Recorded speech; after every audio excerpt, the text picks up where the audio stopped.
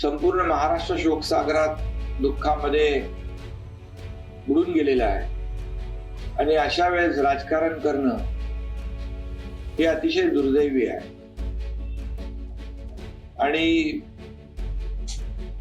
म्हणून मी एवढंच सांगू इच्छितो की मगाशी शरद पवार साहेबांनी देखील या बाबतीमध्ये स्वतः स्टेटमेंट केलेलं आहे। पाळणारे अजितदादा अवेळी निघून गेले हे अतिशय दुर्दैवी आहे। एक महाराष्ट्रातला लोकनेता हरपलेला आहे। माझ्यापेक्षा ते राजकारणामध्ये अनुभवी होते, सिनियर होते। वयाच्या 27व्या वर्षी ते खासदारही झाले, मंत्री झाले, आमदारही झाले, उपमुख्यमंत्री पद अनेक वेळा भूषवलं आणि एक मोठा भाऊ गेल्याचे दुःख मनामध्ये आहे। एक महाराष्ट्रातला लोकनेता, स्पष्ट वक्ता नेता, खऱ्या अर्थाने त्यांना सगळे लोक आदराने दादा म्हणायचे। या महाराष्ट्रातला सगळ्यांचा दादा हरपलाय अशा प्रकारची भावना या ठिकाणी मी व्यक्त करतो। त्यांच्या कुटुंबियांची देखील आम्ही भेट घेतली। त्या ठिकाणी त्यांची मुलं आणि पवार वहिनी, त्याचबरोबर पवार साहेब होते, सुप्रियाताई, सर्व कुटुंबियांची देखील भेट।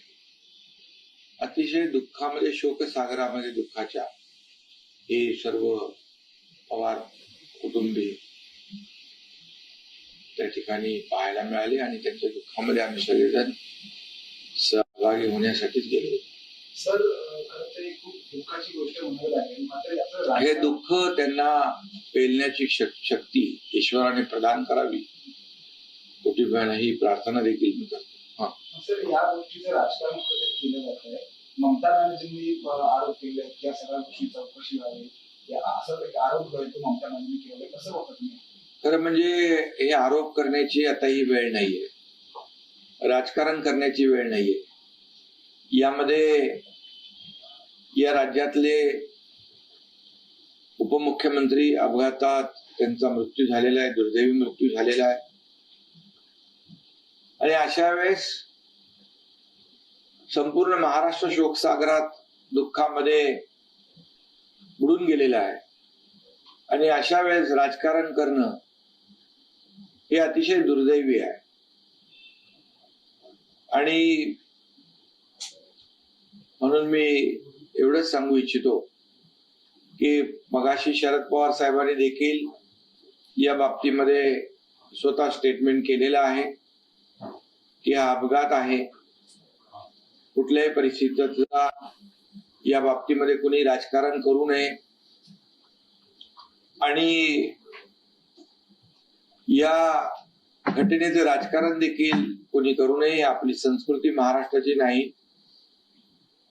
त्यामुळे पवार साहेबांनी देखील त्याचं स्टेटमेंट त्यांचं दिलंय। मी देखील या ठिकाणी सांगतो की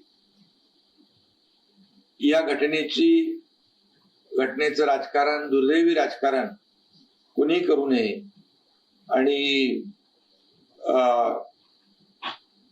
जे अजितदादांचे कुटुंबीय आहेत त्यांच्या दुःखावर फुंकर घालण्याचं काम केलं पाहिजे। परंतु अशा प्रसंगात राजकारण, दुर्दैवी राजकारण करणं हे खूप मोठं दुर्दैव आहे।